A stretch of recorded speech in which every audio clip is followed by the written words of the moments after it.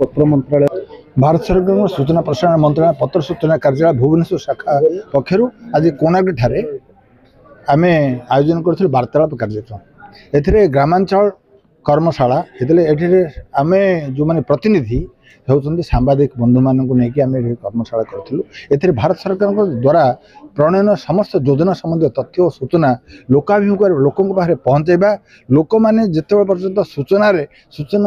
पाइबे से पर्यंत भारत को एक नूतन सशक्त भारत वर्ष करिपारिबा एवं आपण मैंने जानती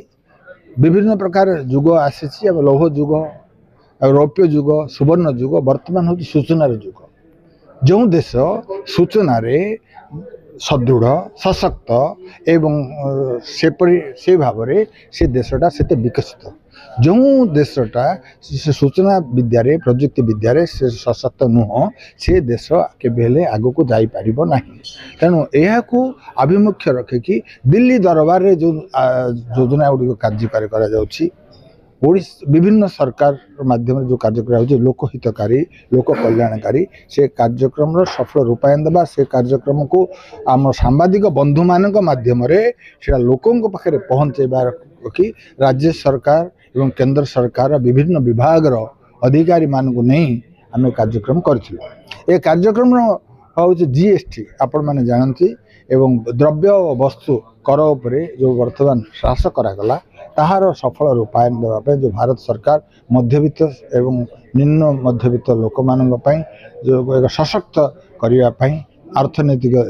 जो आभिमुख्य रखा आलोकपात करते आम सहित joint commissioner of GST G कि आम सहित डी चक्रवर्ती जोग देते आम अतिरिक्त महानिर्देशक पत्र सूचना कार्यालय श्री अखिल कुमार मिश्र जोग दे ए कार्यक्रम को सभापतित्व करते तेणु ये कार्यक्रम को भारत सरकार आकाशवाणी दूरदर्शन क्षेत्र प्रचार निर्देशालय संगीत और नाच विभाग और समस्त पत्र सूचना कार्यालय और समस्त विभाग तरफ कार्यक्रम होता तेणु आम सांबादिक बंधु मान संपूर्ण सहयोग बहुत इलेक्ट्रोनिक प्रिंट मीडिया सहयोग नहीं कि कार्यक्रम सफल रूपायन करूँ आम आशा करुँ